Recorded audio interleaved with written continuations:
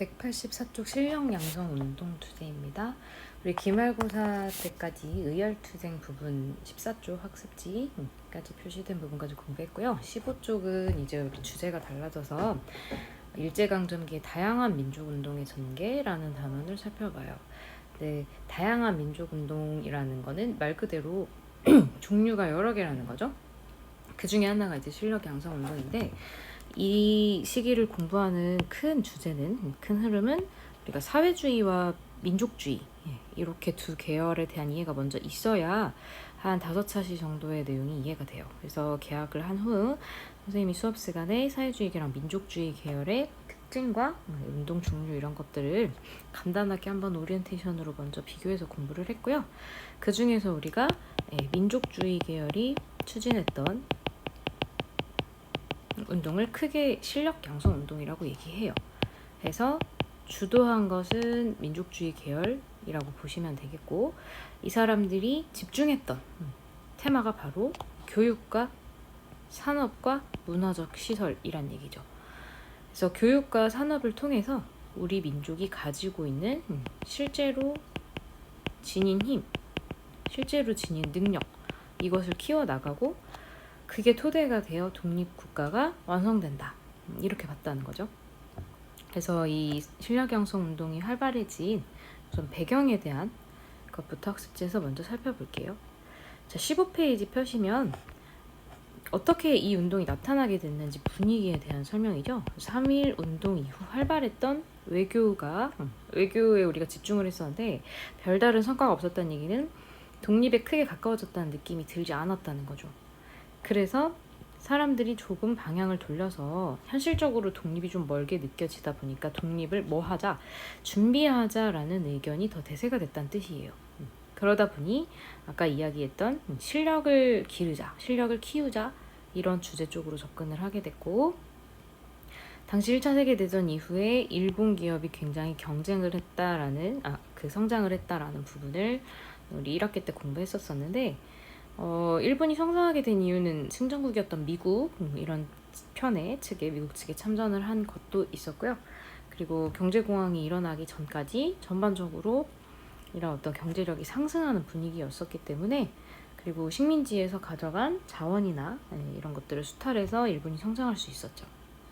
근데 이제 문화 통치가 시작되면서 한국인한테도 이런 경제 부분을 조금 오픈해줬고요. 그래서 한국인이 세운 회사도 조금씩 늘어났어요. 수업 시간에 얘기했던 고무신 공장이라든지 방직 공장이라든지 메리아스 공장이라든지, 이렇게 규모가 크진 않지만 그래도 우리 민족 중에서도 자본가라는 사람들이 출현하기 시작했다는 거죠. 그러면 이걸 더 키워서 성장해서 우리 민족이 뭔가 경제력으로 우위를 차지를 하게 된다면 그걸 토대로 독립을 하는데 굉장히 큰 도움이 되겠죠. 그러니까 단순하게 얘기를 했을 때 당연히 못 사는 것보단 잘 사는 게 나으니까요. 그래서 일본 경제와 비교를 했을 때 우리가 조선인이 어떤 기업을 주도하면서 경제활동을 주도하면서 경제 구조를 개편하는 거죠.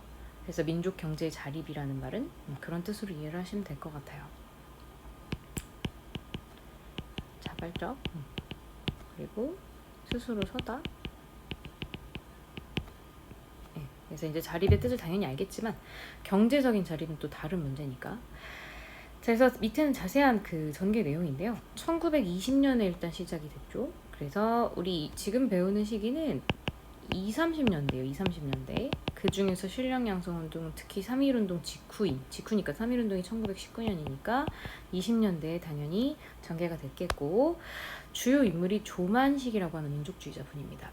이분이 시작을 했는데 본인의 약간 지역적 바운더리인 평양에서 시작을 했으되 이게 확산돼서 전국으로, 평양에서만 끝난 것이 아니라 전국으로 확산이 됐어요. 그리고 주요 주장은 뭐였었냐면 토산품이란 단어가 나오는데, 토산품은 쉽게 말하면 당시에는 수입품, 국산품 이런 분류가 크게 없다 보니 우리의 이제 어떤 토대, 그리고 우리가 살고 있는 곳, 우리 영토에서 나온 물건 이런 뜻이 되겠죠. 그래서 쉽게 말하면 국산품을 좀 사주세요. 국산품 구매 운동, 이라고 생각을 하시면 가장 가까울 것 같고, 그러면 이 국산품을 사려면 돈이 필요하잖아. 그 돈을 어떻게 마련하라는 거예요. 근검저축, 일상생활에서 돈을 좀 절약하거나 술을 끊거나 담배를 끊어서 정기적으로 나가는 이제 어떤 비용을 절약해서 그걸로 국산품을 사달라는 얘기죠. 이제 그 운동 자체는 굉장히 이해가 잘 되는데, 요거는 이 민족주의 계열의 그러면 물산장려 운동을 추진하고 있는 주최 측이 되겠죠. 그래서 이 물산장려 운동을 주장하는 사람들의 내용이에요.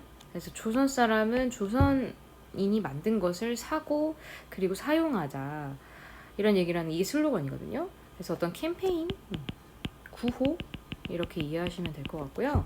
의미가 있죠. 왜냐면 국산품을 사용한다는 건 어쨌든 한국 기업에, 한국인이 만든 기업에 돈을 준다는 거고, 그럼 그걸 통해서 한국인 자본가가 성장하면 장기적으로 봤을 때 한국이라는 공동체가 경제적으로 우수해지는 거기 때문에 나쁜 건 아니에요. 그래서 사람들이 처음 들었을 때 좋은 생각이야, 그리고 응원하고 실제로 국산품도 많이 사주고 그랬죠.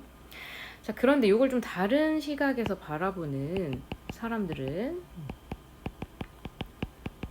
사회주의 계열 또는 사회주의 계, 똑같은 말인데 사회주의를 주장하는 사람들, 이런 뜻이죠.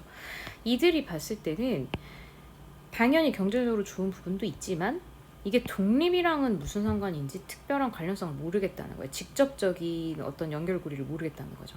그래서 이 사회주의자들이 봤을 때는 이 물산장려 운동에 선봉이 된 것은 중산계급인데, 자본가, 부르주아 이런 사람들인데, 이 사람들한테 이익이 돌아가는 것은 인정한다.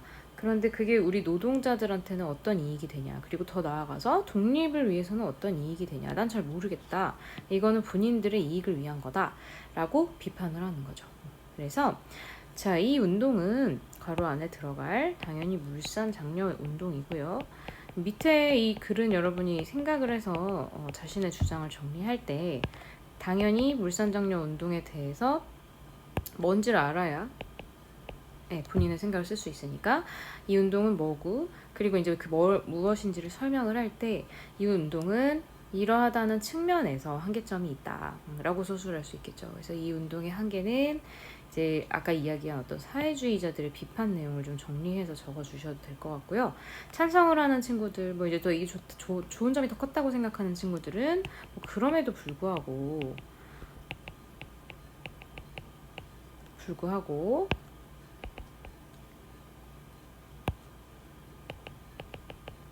요 4번의 1번과 같은 면에서 의 면에서 어떤 기여한 바가 있다, 이렇게 서술할 수 있겠고요. 만약에 사회주의 계열이랑 생각이 똑같다, 그런 사람들은 이 운동의 한계를 서술하고 때문에 그리고 따라서 하고 써줄 수 있겠죠. 그래서 한번 이 실력양성 운동에 대한, 또 특히 물산장려 운동에 대한 내용을 본인 스스로 정리해보면 좋을 것 같고요.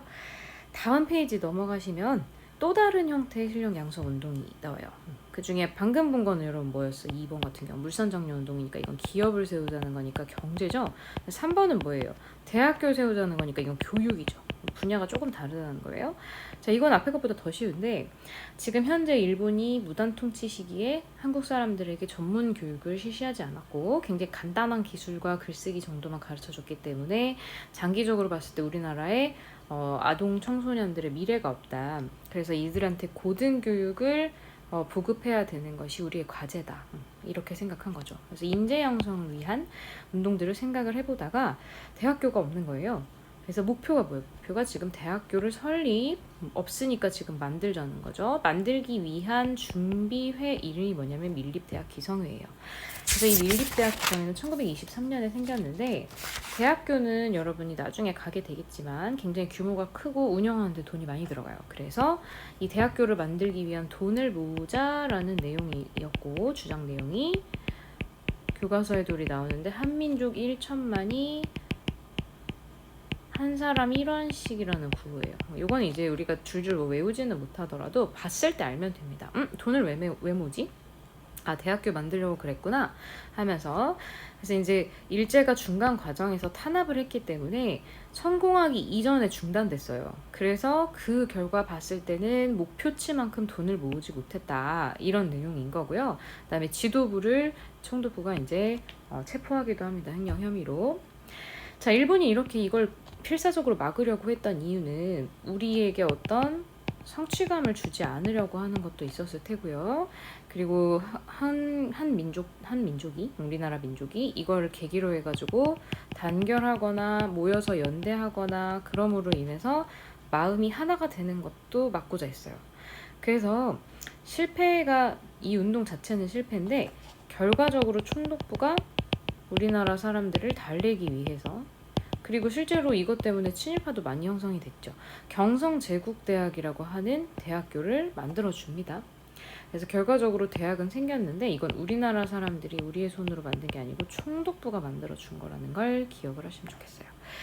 자, 5번 먼저 할게요. 자, 5번은 지금 농촌 계몽운동인데 농촌에 있는 사람들을 깨운다는 뜻이죠. 그래서 이 농촌에 직접 지식인들이 들어가서 농민의 자립 능력 향상 추구. 이건 무슨 얘기냐면 농촌에 살고 있는 사람들은 당연히 도시에 살고 있는 사람들보다 여러 가지 혜택 면에서 좀 떨어지잖아요. 게다가 정말 기본적인 이제 글씨를 못 읽는 사람을 문맹이라 그래요. 근데 글씨를 못 읽는 사람도 너무 많았고, 글씨 못 읽는 사람이 많다는 거는 기초 교육 수준이 굉장히 낮다는 거예요. 그러면 글씨 자체를 못 읽기 때문에 우리가 책이나 지식 같은 거에도 접할 기회가 없을 거고, 그러면 여러 가지 면에서 또 발달되기가 어렵겠죠.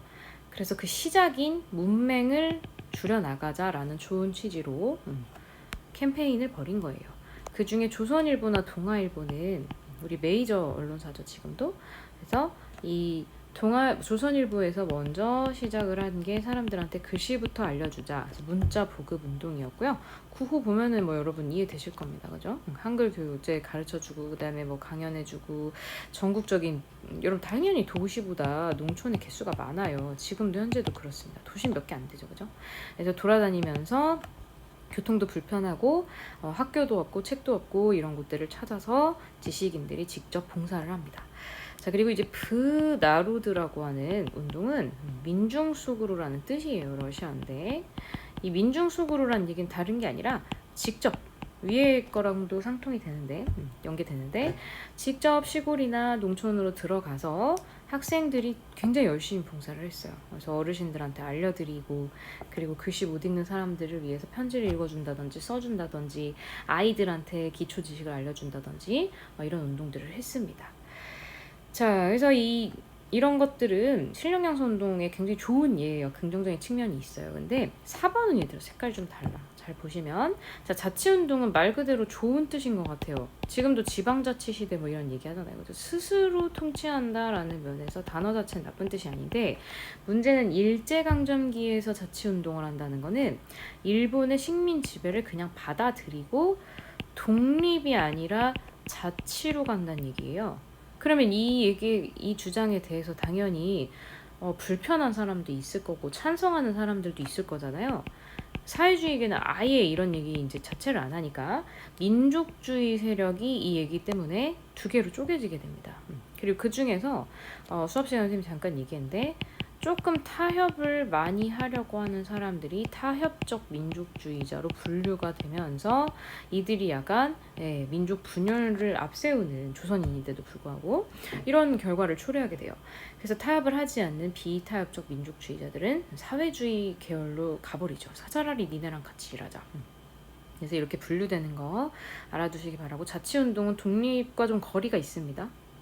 그래서 이렇게 된 이유는 실제로 가시적인 성과가 없으니까 이제 현실을 포기하고 이제 돌아선 지식인들이 이룩한 결과라고 보시면 되겠어요. 자, 실력양성 운동의 나름대로 좋은 점이 있었고, 그런데 어떤 면이 좀 아쉽다는 거죠. 일제와 좀 타협했다는 점이 아쉽다는 얘기입니다.